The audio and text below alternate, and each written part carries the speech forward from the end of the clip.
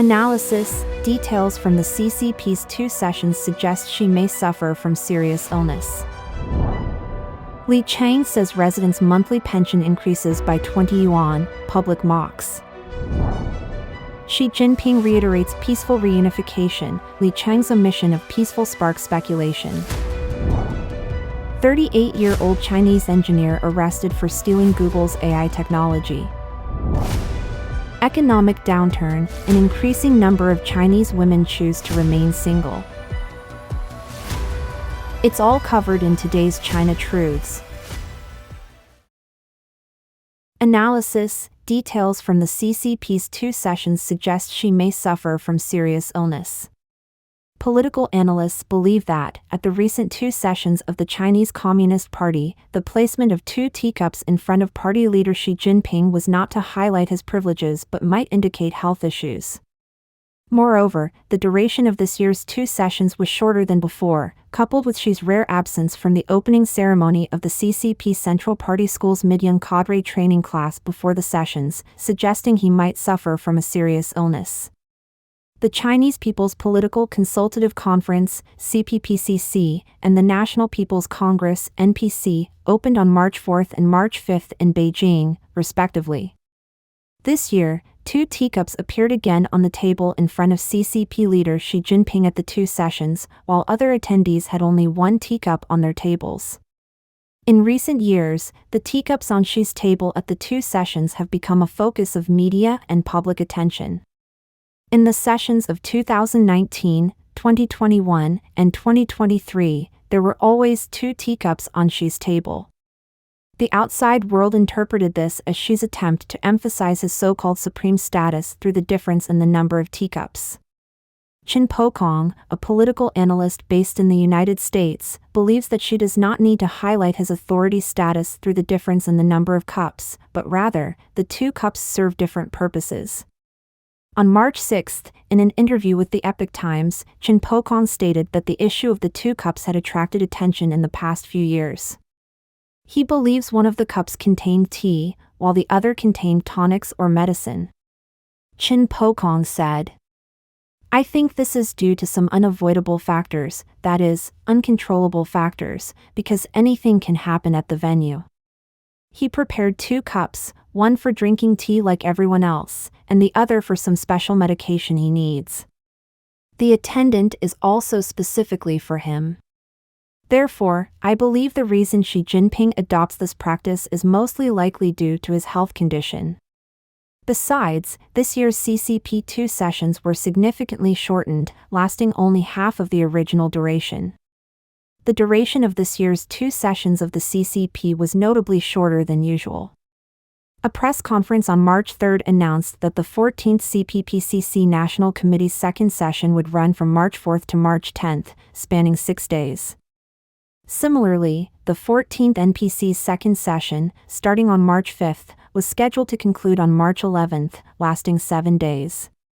Traditionally, since 1995, the 2 sessions have had a fixed length, with leadership transition conferences lasting about 2 weeks, 14 to 15 days, and the annual sessions typically extending between 10 to 12 days. Qiang believes this is also evidence of Xi's illness. He said, generally, the duration of the 2 sessions is 10 days to 2 weeks. During the pandemic, the duration was shortened due to so-called epidemic prevention needs. It should return to normal now. But this year's session was significantly shortened, and it was quite obvious, reduced by half, which might be tailored for Xi Jinping's health, as he can only last that long. So, from these aspects, we can see his health issues. Furthermore, before the CCP's 2 sessions, Xi Jinping's absence from the opening ceremony of the CCP Central Party School's mid-young cadre training class, a meeting he had never missed before, indicated potential health issues. The event took place on March 1, 2024, and while Xi's instructions were conveyed, he did not attend in person. Instead, CCP Politburo Standing Committee member Kai Chi represented him. Chen Pokong suggests that Xi's absence aimed to conserve energy for the upcoming 2 sessions rather than due to an inability to attend, marking a strategic decision to ensure his participation in the more critical 2 sessions. Chen Pokong said, "From these dynamics, we can see that Xi Jinping's health condition is worrying, and he has health issues." During the 2 sessions, his face and head were visibly swollen, while there had been times of sudden weight loss, even extreme thinness before, but recently, there has been a puffy appearance, indicating a serious illness. His excessive concern and anxiety over his power, and his paranoid mindset, are undoubtedly an unbearable burden for someone of his age. Li Qiang says residents' monthly pension increases by 20 yuan, public mocks. On March 5, Chinese Premier Li Qiang, in his government work report, announced that the per capita fiscal subsidy for residents' medical insurance would increase by 30 yuan, approximately $4, and the minimum standard for basic pensions would increase by 20 yuan, around $3 per month, sparking widespread mockery among the public. Following this, domestic media outlet Jinping News released a report titled "The Minimum Standard Increases by 20 Yuan, around $3, and urban and rural residents' pensions will see a significant adjustment." The phrase "significant adjustment" led to further public ridicule, prompting Jinping News to disable the comment function on its Weibo post. However, the topic labeled 2024 Urban and Rural Residents Basic Pension Minimum Standard Increase by 20 Yuan remained a hot topic of discussion online. Finance blogger and Weibo influencer Poor Squatter mocked a significant increase of 20 yuan, about $3. Fund blogger and Weibo influencer Tat Finance commented, "This is too low, it should add a zero, or at least start with an increase of 50, around $7, and it could increase annually. Rural residents need more policy support. I spent 26 yuan on a bowl of noodles at noon, what can 20 yuan do now?" Folk artist Xing Shulin said, "Playing the people with small favors to the fullest." Mr_Wonderful commented, "The current pension insurance is robbing the poor to help the rich, in plain terms, taking the money from the leaks to support the officials who never paid Social Security before." One netizen concluded with a resigned suggestion to pursue a civil service exam, implying that government positions are more financially secure. Xi Jinping reiterates peaceful reunification, Li Qiang's omission of peaceful sparks speculation. On March 6, Xi Jinping, the General Secretary of the Chinese Communist Party, reiterated the call for peaceful reunification of the 2 sides of the Taiwan Strait during a session at the 2 sessions. Prior to this, the Premier of the People's Republic of China, Li Qiang, in his government work report, retained the term reunification but omitted the word peaceful, leading to widespread speculation. Xinhua, the CCP's official media, reported that Xi Jinping, while attending a joint meeting of members from the Chinese People's Political Consultative Conference, CPPCC, related to the Democratic Revolutionary Party, science and technology, and environmental resources, called for the joint promotion of the peaceful reunification process. This marks another occasion since the 2 sessions in 2019 where Xi Jinping has discussed the issue of reunification with Taiwan during a group meeting at the 2 sessions. Before this, on March 5, Li Qiang, while delivering the government work report, changed promote the peaceful reunification process of the motherland to resolutely promote the great cause of the motherland's reunification, eliminating the word peaceful, which has led to much speculation from the outside world.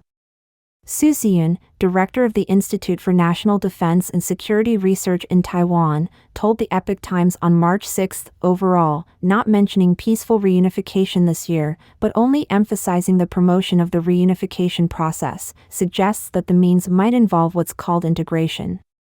If so, we can say it would employ a more intense and nuanced form of influence operations. Su explained that influence operations include what he referred to as cognitive, coercive, and gray zone actions to achieve what he called the direction of promoting cross-strait integration. He clarified that this does not mean the CCP will immediately use military force against Taiwan, but it will exert greater efforts in related methods. Liberal legal scholar Yuan Hongbing believes that Li Qiang's change in rhetoric towards Taiwan is not trivial. This is not a minor change. The CCP is now setting the stage for initiating the prelude to a Taiwan Strait conflict. Starting from now, we are entering the prelude to a conflict in the Taiwan Strait, so the superficial change of one or two words actually signifies a shift in the overall strategic direction. On March 6, during a CPPCC group meeting where Xi Jinping revisited the issue of unifying Taiwan, Wang Huning, chairman of the National Committee of the CPPCC, and Kai Chi, director of the CCP Central Office, also attended the meeting. Wang Huning, who is in charge of Taiwan affairs, made a standing committee work report on March 4 during the CPPCC meeting. The report mentioned strengthening cross-strait industrial cooperation, creating a joint market, and holding the 6th Cross-Strait Grassroots Governance Forum to boost cross-strait integrated development. The report did not mention reunification, but Song Guicheng, a senior researcher at the National Chengchi University's International Relations Research Center and an expert on China and international strategy, wrote in Up Media on March 7, "What is not explicitly stated is where the true intentions lie." He argued that no one can say the CCP will not seek the reunification of Taiwan. In other words, the goal of reunification remains unchanged, but the methods can vary greatly. On the eve of the two sessions, the Chinese military increased its harassment of Taiwan, escalating tensions across the strait. On the opening day of the two sessions, the passage of the U.S. Navy destroyer USS Finn through the Taiwan Strait was a clear signal to the CCP. 38-year-old Chinese engineer arrested for stealing Google's AI technology. The U.S. Department of Justice stated on March 6 that a former Chinese software engineer at Google has been charged with secretly collaborating with two Chinese companies to steal Google's artificial intelligence (AI) trade secrets. Lin Wei-ding, a 38-year-old Chinese citizen, was arrested in Newark, California, and is charged with 4 counts of federal trade secret theft, each carrying a maximum sentence of 10 years in prison. According to the indictment, Ding was hired by Google in 2019 as a software engineer. His responsibilities included developing software deployed in Google's supercomputer data centers. Lin Wei-ding, founder and CEO of Shanghai Zhichuan Technology and CTO of Rongshu Lianji, is accused of stealing technology vital to Google's AI development, specifically its supercomputer data centers infrastructure, crucial for large AI models. The indictment details Ding's unauthorized transfer of over 500 confidential files to his personal cloud since May 2022, highlighting his access to Google's sensitive information due to his role. Additionally, Ding is charged with clandestinely joining 2 Chinese companies, leveraging his position to promote a software platform aimed at enhancing machine learning workloads, akin to the technology at Google. He purportedly sought to replicate and adapt Google's computing platform for China, further attempting to cover his tracks by obfuscating the data transfer processes. The indictment alleges that Ding's actions violated his employment agreement with Google and a separate code of conduct he signed upon becoming a Google employee. Moreover, the indictment mentions Ding's alleged attempts to cover up the theft of trade secrets. Ding is charged with 4 counts of stealing trade secrets. If convicted, Ding could face up to 10 years in prison and a fine of up to $250,000 for each charge. The case against Ding was announced by Attorney General Merrick Garland at a U.S. Inspectors General Conference in San Francisco, where he and other law enforcement officials have repeatedly warned of the threat of Chinese economic espionage and the national security concerns posed by the development of artificial intelligence. FBI Director Christopher Wray stated in a release that this is the latest example showing the lengths to which Chinese companies will go to steal American innovative technology. Justice Department officials have been issuing warnings in recent weeks about the potential negative impact of artificial intelligence technology used by foreign adversaries on the U.S. Economic downturn: an increasing number of Chinese women choose to remain single. In the face of record youth unemployment rates and economic recession, an increasing number of educated Chinese women are facing unprecedented insecurity and are turning to support singlism. They envision a future without a husband and children, posing a significant challenge to Beijing. A 28-year-old freelance copywriter, Yuan, stated, "Many from the older generation, especially women, sacrificed themselves in their career development after getting married and did not achieve the promised happy life. It is already difficult to live a good life now."